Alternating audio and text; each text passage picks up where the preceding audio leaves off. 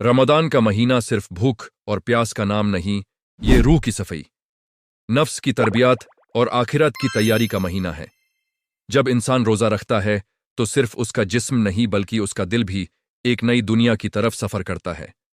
इसी सिलसिले में एक अहम सवाल अक्सर ज़हन में उभरता है कि रमदान में कबार में क्या होता है। क्या इस महीने का असर उन लोगों पर भी होता है जो इस दुनिया से जा चुके हैं, और बरज़ाख की जिंदगी पर इसका क्या इम्पैक्ट पड़ता है। इस वीडियो में हम इसी हकीकत को समझने की कोशिश करते हैं, कुरानी इशारात, अहदीस और उलामा की तशरीहत की रोशनी में। सबसे पहले बरज़ाख का कॉन्सेप्ट समझना ज़रूरी है।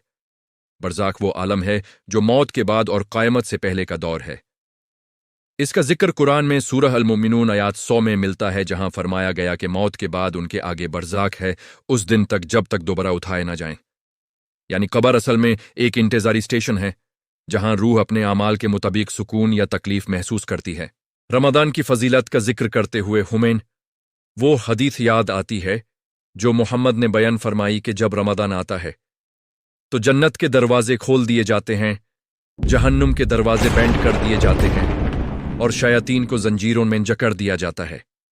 इस हदीस का मफहूम यह बताता है कि इस महीने में रहमत का निज़ाम आम दिनों से मुख्तलिफ होता है। अब सवाल यह है कि क्या इस रहमत का असर कब्र वलोन पर भी होता है। उलमा की अक्सरियत के नज़दीक रमदान अल्लाह की रहमत का आम मौसम है।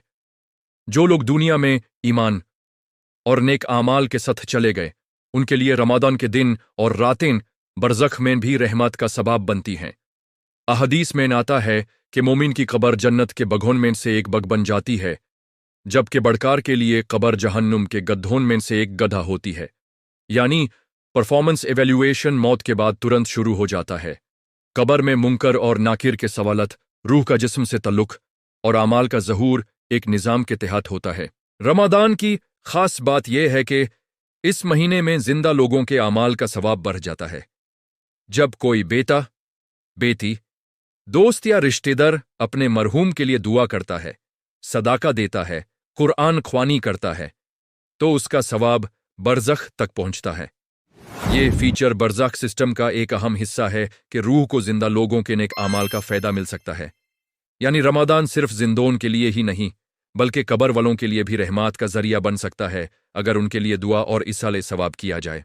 इस टॉपिक का एक डिज़ाइन एलिमेंट ये भी है कि बरज़ख का निज़ाम फिजिकल दुनिया जैसा नहीं, वहाँ वक्त का कॉन्सेप्ट मुख्तलिफ है। एक दिन हज़ारों सालों जैसा हो सकता है और हज़ारों साल एक पल जैसा है।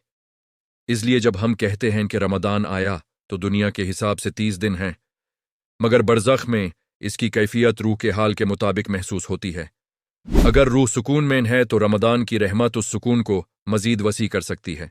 एक और पहलू यह है कि रमदान में लैलतुल क़द्र जैसी रात आती है जो हज़ार महीनों से बेहतर है। सोचिए, अगर इस रात में कोई अपने मरहूम वालिदैन के लिए रोकर दुआ करे, सदाका करे, तो उसका सवाब कितना अजीम होगा। यह यूनिक सेलिंग पॉइंट है रमदान का कि इसमें इबादत का मल्टीप्लायर इफेक्ट होता है, और जब सवाब मल्टीप्लाई होता है तो उसका असर बरज़ख तक भी पहुंचता है। कुछ रिवायत में यह भी मिलता है कि मोमिन की रूह को अपने घर वालों की खबर मिलती है। जब घर वाले नेक आमाल करते हैं तो रूह खुश होती है, और जब गुनाह करते हैं तो रूह को तकलीफ होती है। इसलिए रमदान का महीना जिंदा लोगों के लिए भी टेस्ट है और मरहूम के लिए भी एक इनडायरेक्ट रिलीफ सिस्टम। अगर घर वाले रमदान में इबादत गुजर बन जाएं तो कब्र में मौजूद रूह को भी सुकून मिलता है। परफॉर्मेंस एस्पेक्ट के हवाले से देखा जाए तो बरज़ख एक अकाउंटेबिलिटी फेज है। यहां बंदा अपने दुनिया के आमाल का प्रीव्यू देख रहा होता है। अगर नमाज, रोज़ा, ज़कत और सब्र उसकी जिंदगी का हिस्सा थे तो कब्र रोशन होती है। अगर गफलत और जुल्मज़ादा थे तो तंगी और अंधेरा होता है। रमदान की खासियत यह है कि यह महीना इंसान को अपनी कब्र को रोशन करने का मौका देता है। जो लोग इस महीने में सच्ची तौबा करते हैं, उनके लिए मौत के बाद का सफ़र आसान हो सकता है। एक टेक्निकल नुक्ता यह भी है कि कब्र का अजाब या नेमत रूह पर होती है, और रूह का जिस्म से एक खास ताल्लुक रहता है। यह ताल्लुक दुनिया जैसा नहीं मगर मुकम्मल तौर पर टूट भी नहीं जाता।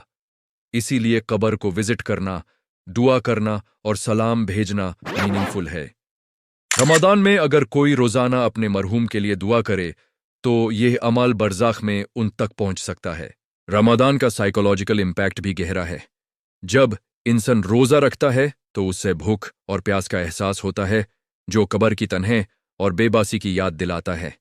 ये महीना इंसान को रियलिटी चेक देता है कि एक दिन उसे भी उसी जमीन के नीचे जाना है। इसलिए रमदान सेल्फ ट्रेनिंग प्रोग्राम है जो बरज़ाख की प्रिपरेशन करवाता है।